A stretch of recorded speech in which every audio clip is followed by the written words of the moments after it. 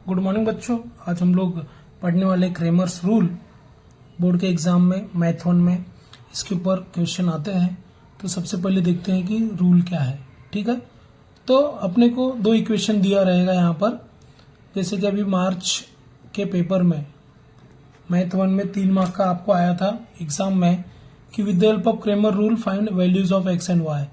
Equation क्या था? 3x minus 4y equal to 10। ये इक्वेशन नंबर 1 था। 4x plus 3y equal to 5, ये इक्वेशन नंबर क्या है? 2 है। और अपने को अभी यहाँ पर x और y की वैल्यू फाइंड आउट करना है with the help of Cramer's rule. ठीक है, तो सबसे पहले हम लोग ये फॉर्मूले क्या है वो देख लेते हैं। ठीक है, तो सबसे पहले यहाँ पर इस रूल में जो फॉर्मूला है वो फॉर्मूला क्या है? फॉर्मूला भी हम लोग देख लेते हैं। Formula x equal to D x upon D. दूसरा फॉर्मूला मेन है y equal to D y upon D. तो अब यहाँ पर क्वेश्चन है कि फिर अपने को 3 चीज फाइंड आउट करना है, एक d, dx और dy। ये तीनों फाइंड आउट करेंगे तो हम लोग को x और y की वैल्यू मिल जाएगी। ठीक है, तो उसके लिए सबसे पहले हम लोग यहाँ पर फॉर्मूले देख लेते हैं। यहाँ पर जो फॉर्मूला d का है वो है a1, डिटर्मिनेंट का सिंबल बनाना है, b1, a2, b2। Similarly dx का जो फॉर्मूला है वो है c1, b1, c2, b2। और लाइकवाइज dy का जो फॉर्मूला है वो है a1, c1, a2, c2। ठीक है, तो अभी ये हम लोग ने 3 फार्मूला देखे। अब अपने को याद कैसे करना है, इसके लिए अपने पास शॉर्टकट है मेथड। और वो शॉर्टकट मेथड क्या है? 12, इससे हम लोग को मिलने वाला है डी। इसके बाद है 32, इससे हम लोग को मिलने वाला है डी एक्स। उसके बाद है 13, इससे मिलने वाला है अपने को डी वाई। तो 12, 32, 13, 12 से मिलने वाला डी। सो कैसे? अपने को मालूम है कि अल्फाबेट ए पहले नंबर पे आता है, फिर बी आता है सेकेंड नंबर पे, सी थर्ड नंबर पे। तो 12 बोला मतलब ए और बी वाला कॉम्बिनेशन वाला आएगा। तो डी में ध्यान से देखो a1, b1, a2, b2। dx के लिए फॉर्मूले में ध्यान से देखो 3, 2 है, सी और बी। तीसरे पे सी है, दूसरे पे बी। ठीक है, तो ये हो गया c1, b1, c2, b2। Similarly dy के लिए हम लोग ने 13 नंबर याद रखा, 1 और 3 मतलब ए और सी का कॉम्बिनेशन। तो a1, c1, a2, c2। ठीक है बच्चों, तो अभी कैसे अपने को यूज करना है टू सॉल्व ये जो इक्वेशन सॉल्व करने के लिए, उस x और y के वैल्यूज फाइंड आउट करने के लिए। Let's see. तो हम लोग के पास 2 इक्वेशन दिया है, बोर्ड के एग्जाम में आया था। और वो एग्जाम में इक्वेशन आया था कि क्रेमर मेथड से सॉल्व करना है, x और y का वैल्यू फाइंड आउट करना है। तो हम लोग को मालूम है कि इक्वेशन क्या दिया था? इक्वेशन था अपना पहला equation 3x minus 4y equal to 10, ये इक्वेशन नंबर 1 था।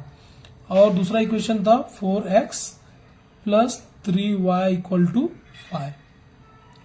तो सबसे पहले हम लोग देख लेते हैं कि यहाँ पर अगर हम लोग ने इस दोनों को कंपेयर किया किससे? ax प्लस by इक्वल टू c से। इससे जब हम लोग कंपेयर करते हैं तो अपने को मालूम है x के पहले a है, यहाँ पर x के पहले 3 है। तो सीधा लिखने का a1 क्या आ गया यहाँ पर 3, y के पहले -4 है, यहाँ पे y के पहले b है। तो ये b1 क्या हो जाएगा यहाँ पर -4।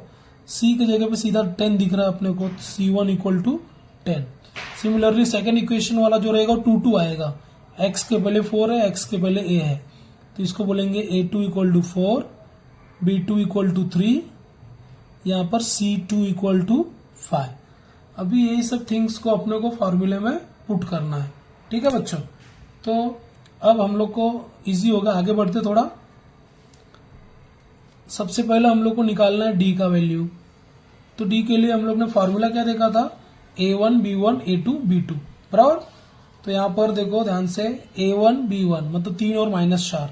तो ये हो गया 3, ये हो गया -4। a2, b2, a2 क्या है 4, b2 क्या है 3। अब इसको सॉल्व करना है।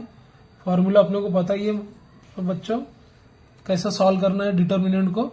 इसके पहले वीडियो में बताया था 3 इंटू 3 करना है, तो 3 into 3 minus this into this minus 4 into 4, तो ये हो गया 9 माइनस माइनस 16, ये हो गया 9 प्लस 16, आंसर आ गया 25। ठीक है, डी का वैल्यू आ गया 25। अब अपने को आगे बढ़ना है, डी एक्स निकालना है। ठीक है, तो सिमिलरली डी एक्स के लिए भी हम लोग ने अभी शॉर्टकट देखा था।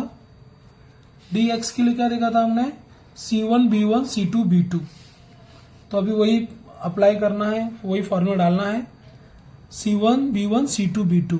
तो ये होगा C1 क्या है यहाँ पर, ध्यान से देखो, C1 क्या है यहाँ पर 10, तो ये हो गया 10 C1, फिर B1, B1 कितना -4, C2 क्या है 5, B2 क्या है 3, तो ये हो गया 10 into 3 10 into 3 minus 5 into -4 5 into -4, तो ये हो गया 30 माइनस 5 4 जा 20 होता है, बट माइनस का साइन है तो -20, so it is 30 plus 20 and answer आ जाएगा 50। ठीक है बच्चों, अब अपने को नेक्स्ट आगे देखना है, डी एक्स के बाद क्या आता है, अभी बचा डी वाई। तो अब अपने को फाइंड आउट करना है क्या, डी वाई। डी वाई के लिए हम लोग ने फॉर्मूला क्या देखा, A1 C1 A2 C2, तो यहां पर हम लोग ने यहाँ पर डिटरमिनेंट का ये डाला symbol, A1 C1 A2 C2, बराबर। तो अपने को मालूम है कि A1 कितना था 3 और C1 क्या था 10, तो 3 10 आएगा और यहाँ पर 4 और 5 आएगा। ठीक है, तो ये डीवाई के लिए आ गया यहाँ पर 3 10 4 5, तो यहाँ पर आ गया 3 इंटू 5 माइनस 4 इंटू 10, तो ये हो गया 3 5 से 15 माइनस 4 10 जा 40। अब 15 में से 40 जाएगा, 15 में से 40 जाएगा, तो आंसर आता है -25। तो अपने पास यहाँ पर d की वैल्यू मालूम पड़ गई है, डी एक्स की मालूम पड़ गई है और डी वाई की।